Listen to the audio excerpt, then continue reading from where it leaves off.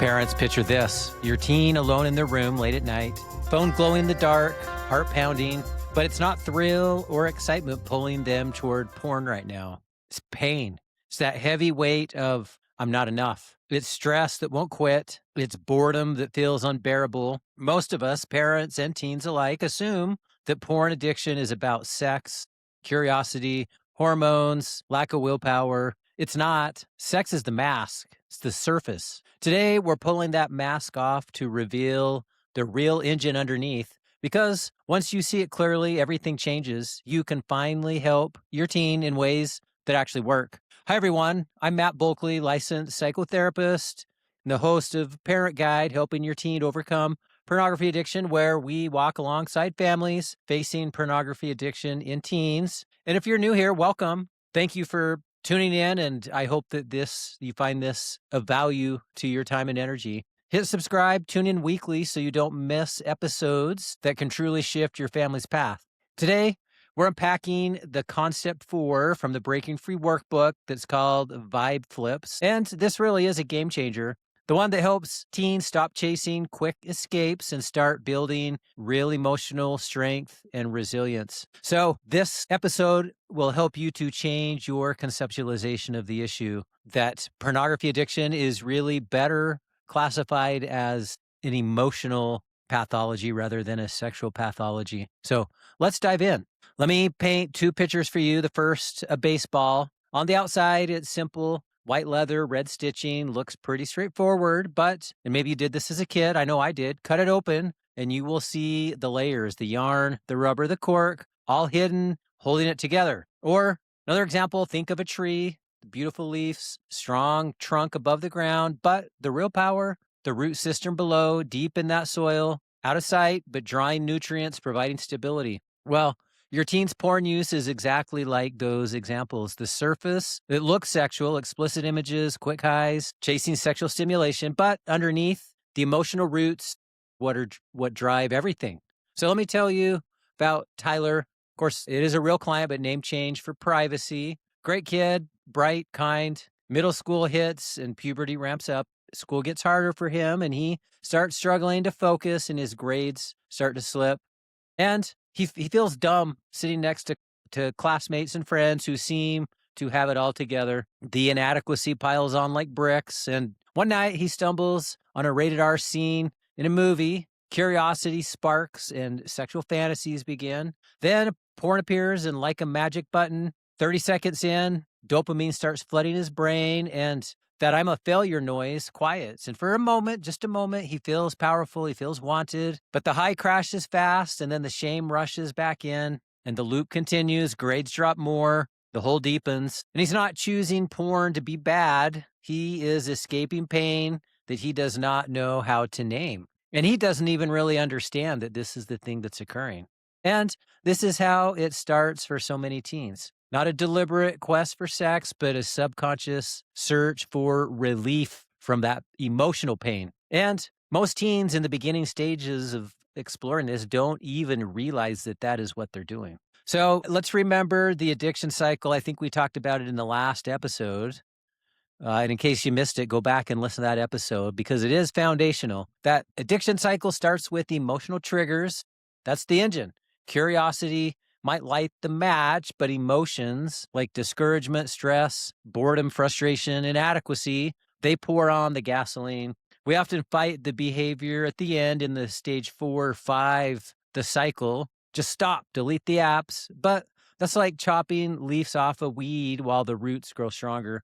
So today we're grabbing a shovel. We're going to go after the roots. So let's start with what I would classify as probably the 5 most common emotional triggers. And of course, this list can go well beyond just the 5 that we'll talk about today. But I can tell you from 25 years of clinical practice that these are the 5 that tend to be at the top of the list. So trigger number 1 is feelings of inadequacy. So, and you can remember this, teen years are a comparison Olympics on steroids, and especially with social media. Social media feeds highlight reels, perfect bodies, perfect grades, perfect lives. Recent surveys show teens spending too much time online report higher anxiety and depression symptoms, up to 45%.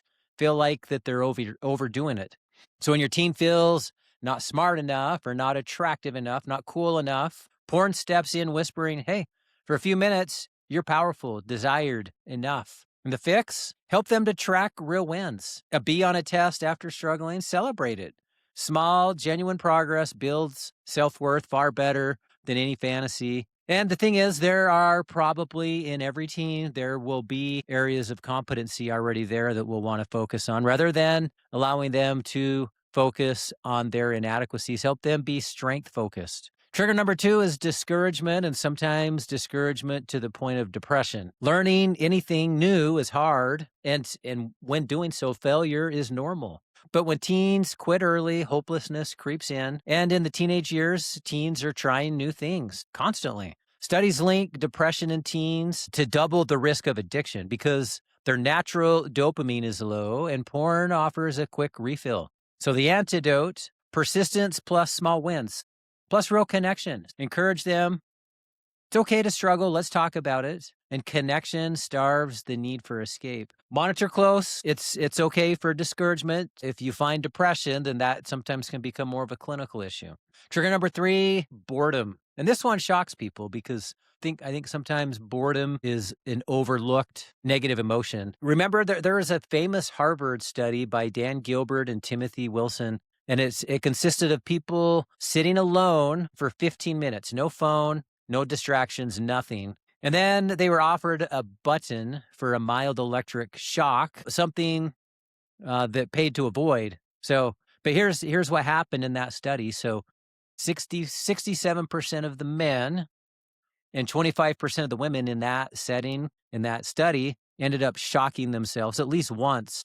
And one of the guys in the study hit the shock button 190 times. So conclusions on this study, the brain would rather feel pain than nothing. And boredom is torture for a developing teen brain craving stimulation. And porn, well, it's the easiest something. So teach them boredom isn't the enemy. It's a signal to create, to draw, to walk, to build, to call a friend, turn that empty time into opportunity. And don't downplay or minimize boredom. And remember, it's not necessarily your job to entertain your teen, but you certainly can be a key part of encouraging them to find things to do rather than to suffer with boredom. Trigger number 4 is stress. So school pressure, sports, college apps, family tension, cortisol spikes. Chronically stressed teens face much higher addiction risks, sometimes double or triple the rate. And porn becomes junk food stress relief. It's fast, it's easy,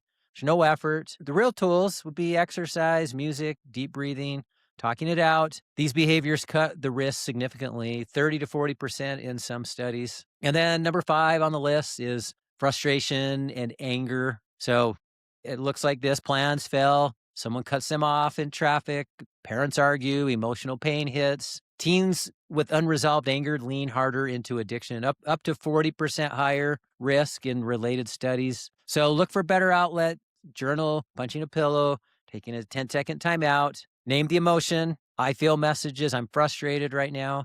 Simply naming it can reduce the power. So parents, here's the vibe flip. Porn isn't about the sex. It's about escaping pain that your teen doesn't yet know how to handle.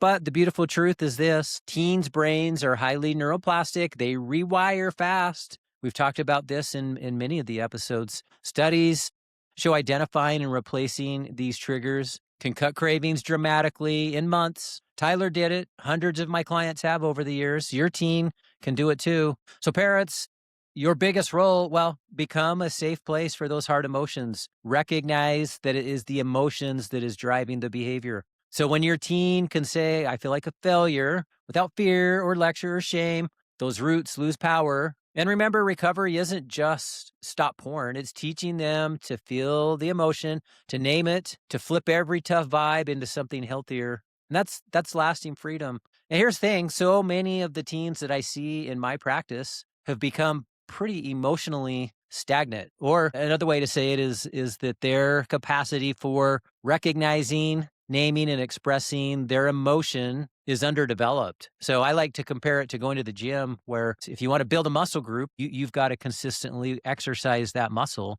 and be consistent with those exercises over a period of time. Well, same thing with emotional expression. So this would mean that on a daily basis, under teens who have underdeveloped capacity to recognize, express emotion, they need to practice it. They need to take time every day to pause, to reflect, what am I feeling? And then to do the work to take that emotion, to put it into words, to let those words come out of their mouth, to let those words hit the ears of another person. Being able to do that is lasting freedom from porn. If you want the exact tools on this, grab the Recovery Toolbox for Teens workbooks.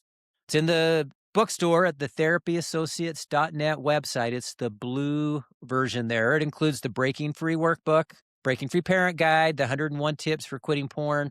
Hundreds of families are using them, and yours could be next. So parents, if this resonated, like, subscribe, leave a review, and share with another parent who needs it. Remember, we're in this together. You're not alone. Your teen is worth the fight. Tune in next time for additional tips, strategies, and support for helping your teen to overcome pornography addiction. Till next time, take care.